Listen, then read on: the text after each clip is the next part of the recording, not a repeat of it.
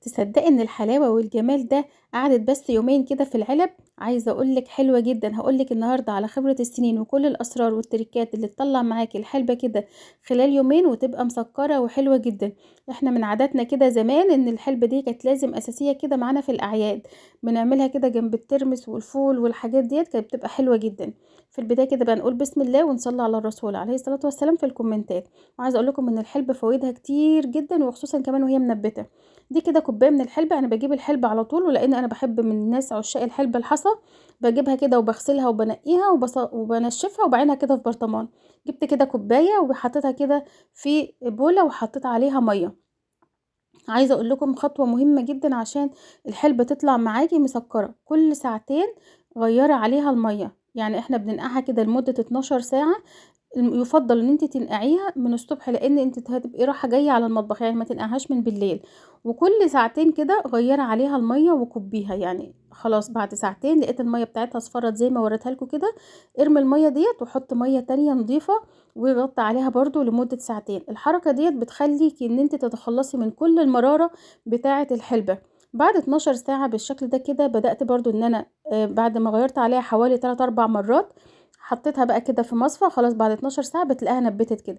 اي مصفى عندك بقى، اي علب زبادي زي دي كده بجيبها كده وبخرمها عشان تصفي اي مية زيادة فيها. انا بحب اعملها كده في العلب بصراحة بتبقى حلوة جدا. وتقدري انت تعمليها في الكوبايات بتاعة المية عادي. بس بعد خطوة ان انت تخرميها كده بالشوكة لازم تغسليها كويس جدا. بحط كده الحلبة لازم تكون للنص كده مناديل كده بقى من اللي هي بتاعة المطبخ، وببدأ ان انا احطها على وشها كده. ولازم المناديل دي تتبلبل. بفضل بقى كده ابلها، يعني كل ما بلاقيها نشفت ببلها كده شوية من المية بسيطة بالشكل ده كده. وبحطها بقى كده في صينية وبرضو لازم احطها كده الفها في فوطة وابدأ ان انا ادفيها. لو في الصيف يعني ما بتحتاجش تدفية كتير زي الشتاء، انما احنا عشان في الشتاء لازم ان انت تدفيها تبقى كده ايه عشان تنبت معاكي بسرعة. ده كده تاني يوم، يعني انا عملتها بالليل وده كده تاني يوم العصر كده. بتاع خلاص المنديل دي بدأت تنشف. شايفين بقى حجمها الضعف ازاي رغم ان احنا كنا حاطين نص الكوبايه ما شاء الله. بدأت ان هي تنبت بس التنبيته بتاعتها لسه صغيره.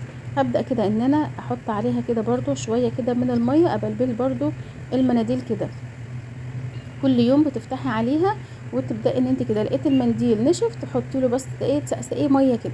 وبرده برجع ان انا ادفيها احطها كده عليها فوطه وبدخلها بقى كده في اي مكان في دولاب المطبخ في الميكروويف. انا كنت حاطاها في الميكروويف. بعد يوم يعني خلاص دي يعتبر ديت تالت يوم بس في النص، يعني يعتبر يومين ونص. شايفين بقى الجمال؟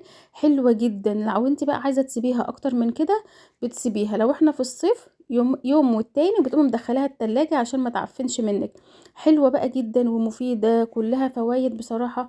يعني للجسم كله، للناس مرضى السكر. عايزة اقول لكم ان هي حلوة جدا ان انت تاكليها كده. اي حاجة بتتنبت بتبقى طعمها حلو جدا. جربيها بقى. واحنا كنا زي ما قلت لكم كنا الاول بنعملها كده في الاعياد. لو عجبكم فيديو النهارده حطوا له لايك واستنونا ان شاء الله فيديو جديد وقولوا لي رايكم بتحبوها ولا حد نبتها قبل كده.